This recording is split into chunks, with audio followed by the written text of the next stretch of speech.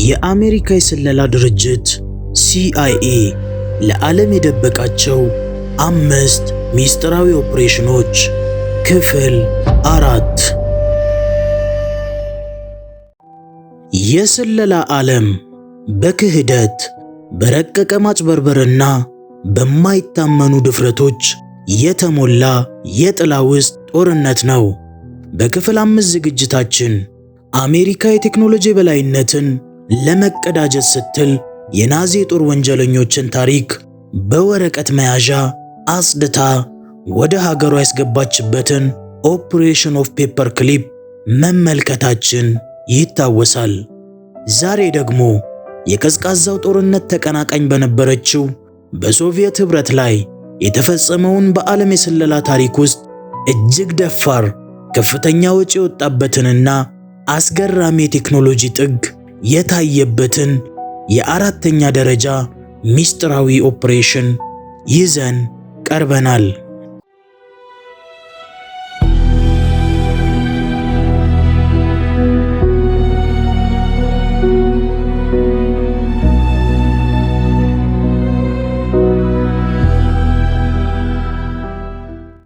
ይህ በአራተኛ ደረጃ ላይ የምንመለከተው ዘመቻ የሆሊውድ የድርጊት ፊልሞችን በሚያስንቅ መልኩ ከምድር በታች የተካሄደው ኦፕሬሽን ጎልድ በመባል የሚታወቀው አደገኛ ፕሮጀክት ነው። ይህ ኦፕሬሽን የአሜሪካዊ ስለላ ድርጅት CIA ከብሪታንያው አቻው M16 ጋር በመተባበር በኮሚኒስቷ ምስራቅ በርሊን መሬት ስር ግዙፍ ዋሻ በመቆፈር የሶቪየትን ሚስጥራዊ የስልክ መስመሮች የጠለፉበት አስደማሚ ታሪክ ነው።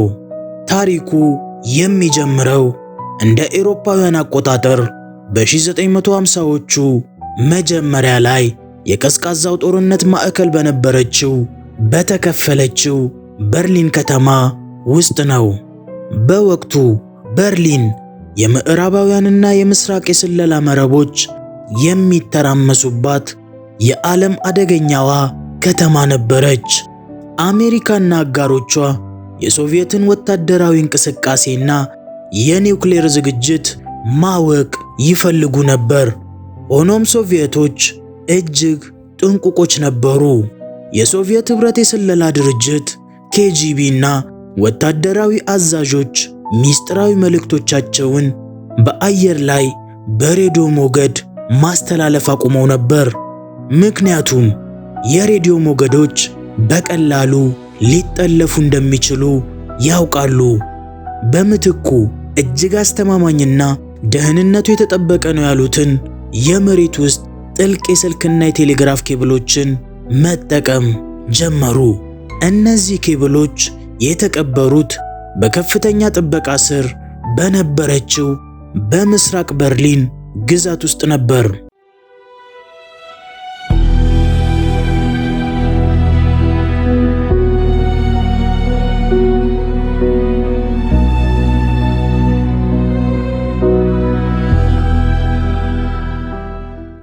የአሜሪካዊ የስለላ ድርጅት CIA አንድ እብድ የሚመስል ሐሳብ አመነጨ።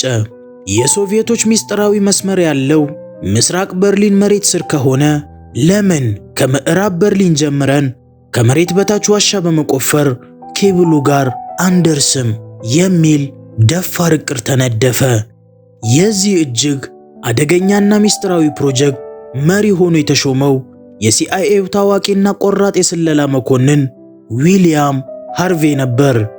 እንደ አውሮፓውያን አቆጣጠር በ1954 ዓመተ ምህረት ኦፕሬሽን ጎልድ በይፋ ተጀመረ። እቅዱ እጅግ ውስብስብና ከፍተኛ የኢንጂነሪንግ ጥበብ የሚጠይቅ ነበር። በምዕራብ በርሊን ድንበር አቅራቢያ ከሚገኝ የአሜሪካ የራዳር ጣቢያ ስር በመነሳት ከፍተኛ ጥበቃ የሚደረግለትን ድንበር አቋርጦ ምስራቅ በርሊን ውስጥ ከሚገኘው ዋና የሶቪየት የመገናኛ ኬብል ስር የሚደርስ 450 ሜትር የ3 እግር ኳስ ሜዳ የሚያክል ርዝመት ያለው ዋሻ መቆፈር ነበረባቸው።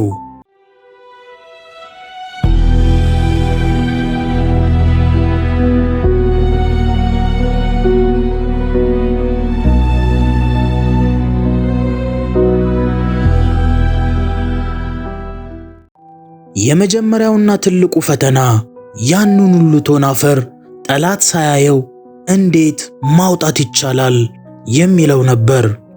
ምስራቅ በርሊን ያሉ የሶቪየት ጠባቂዎች አነስተኛ እንቅስቃሴ እንኳ ቢጠረጥሩ ኦፕሬሽኑ ይከሽፋል። ስለዚህ ሲአይኤ በምዕራብ በርሊን በኩል የራዳርና የጦር ዕቃዎች ማከማቻ መጋዘን የሚመስል ትልቅ ሕንፃ ገነባ። ከመሬት ስር የሚቆፈረው አፈር በሙሉ በሚስጥር ወደዚህ መጋዘን ውስጥ ይከማች ጀመር።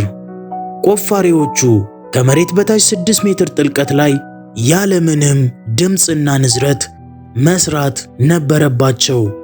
ከላይ በምስራቅ በርሊን ጎዳናዎች ላይ የሶቪየት ታንኮችና ወታደሮች ሲመላለሱ፣ ከታች ደግሞ የአሜሪካና የብሪታንያ መሐንዲሶች በከፍተኛ ጥንቃቄ መሬቱን ይቦረቡራሉ። በክረምት ወራት የሚፈጠረው ከፍተኛ ቅዝቃዜና ከመሬት ስር የሚወጣው ውሃ ስራውን እጅግ አሰቃቂ አድርጎት ነበር።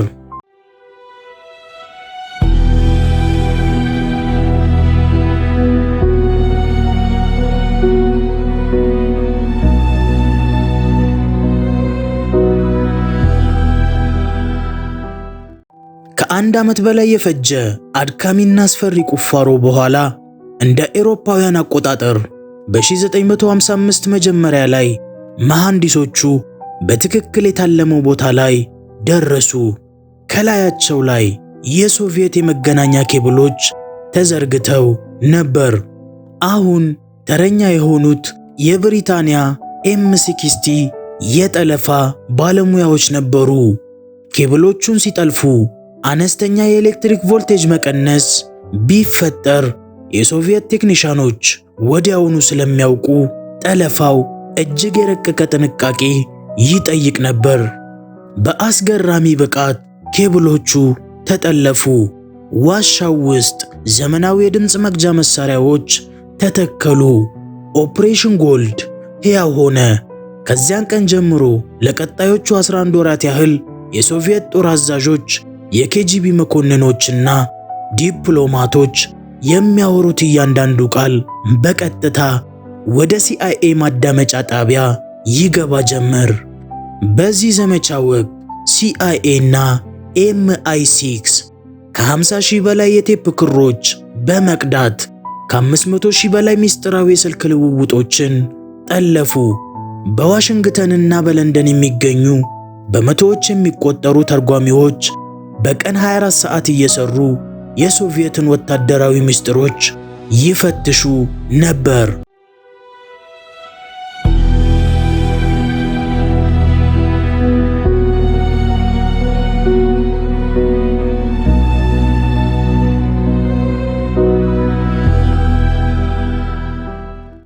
አሜሪካ በስለላው ዓለም ታላቅ ታሪካዊ ድል የተቀዳጀች መስሏት ነበር። ሆኖም የስለላው ዓለም ትልቁና አስደንጋጩነት የተገለጠው እዚህ ላይ ነው። ሲአይኤ ይህንን ሁሉ በሚሊዮን የሚቆጠር ዶላር አፍስሶ ይህንን ሁሉ ተአምራዊ ዋሻ ቆፍሮ መረጃ ሲሰበስብ አንድ የማያውቀው ዘግናኝ ሚስጥር ነበር። ይኸውም የሶቪየት ኅብረት የስለላ ድርጅት ኬጂቢ ስለ ዋሻው መቆፈር ገና ከመጀመሪያውኑ ያውቅ ነበር። ይህ እንዴት ሊሆን ቻለ? ፕሮጀክቱ ገና በወረቀት ላይ እያለና እቅዱ ሲነደፍ በስብሰባው ላይ ከተገኙት የብሪታንያ ኤም16 ከፍተኛ መኮንኖች መካከል ጆርጅ ብሌክ የተባለ ሰው ነበር። ጆርጅ ብሌክ በብሪታንያ የስለላ መዋቅር ውስጥ የሰረገ የሶቪየት ኅብረት ሚስጥራዊ ድርብ ሰላይ ነበር። ብሌክ አሜሪካውያን የመጀመሪያውን አካፋ መሬት ላይ ከመትከላቸው በፊት እቅዱን ሙሉ በሙሉ ለሶቪየቶች አሳልፎ ሰጥቶ ነበር። ታዲያ ኬጂቢዎች ዋሻው የተቆፈረ መሆኑን እያወቁ ለምን ዝም አሉ የሚለው ጥያቄ የዚህን ታሪክ አስገራሚነት ያጎላዋል። ሶቪየቶች ዋሻውን ወዲያውኑ ቢያጋልጡት ኖሮ አሜሪካውያን ይህንን መረጃ ማን ሰጣቸው ብለው ምርመራ በመጀመር ውዱን ሰላያቸውን ጆርጅ ብሌክን ይደርሱበት ነበር። ኬጂቢ ለጆርጅ ብሌክ ደህንነት ሲል ብቻ አሜሪካውያን ዋሻውን እስኪጨርሱና ኬብሉን እስኪጠልፉ ድረስ ዝም ብሎ ለመመልከት ወሰነ።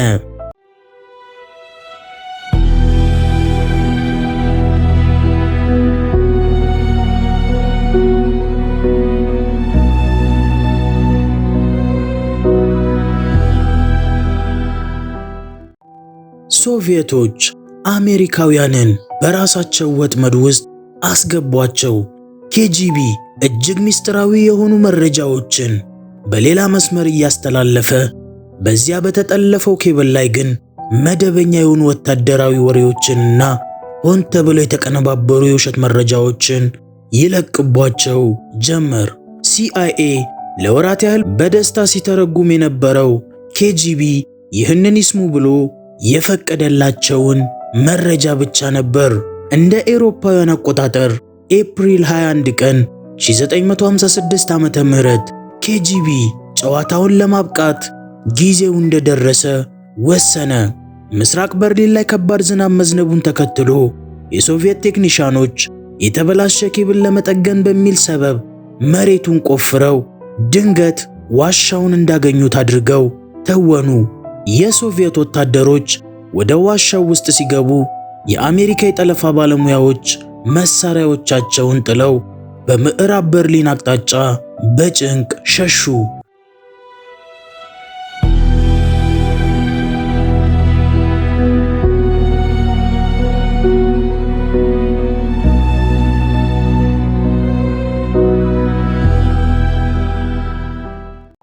ሶቪየት ኅብረት ይህንን ክስተት ለዓለም አቀፍ የፕሮፓጋንዳ ፍጆታ ተጠቀመችበት።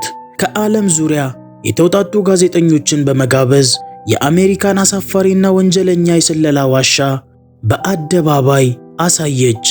ሲአይኤ በዓለም ፊት የተዋረደና እጅ ከፍንጅ የተያዘ ይመስል ነበር። ነገር ግን ያልተጠበቀ ሌላ አስገራሚ ምላሽ ተፈጠረ። የአሜሪካና የምዕራቡ ዓለም ሕዝብ በሲአይኤ ድርጊት ከማፈር ይልቅ በድርጅቱ ደፋርነትና አስገራሚ የኢንጂነሪንግ ብቃት እጅግ ተደነቀ። በኮሚኒስቶች መሬት ስር ገብቶ እንዲህ ያለ ቴክኖሎጂ መትከል መቻሉ የሲአይኤን ስም ይበልጥ አናኘው።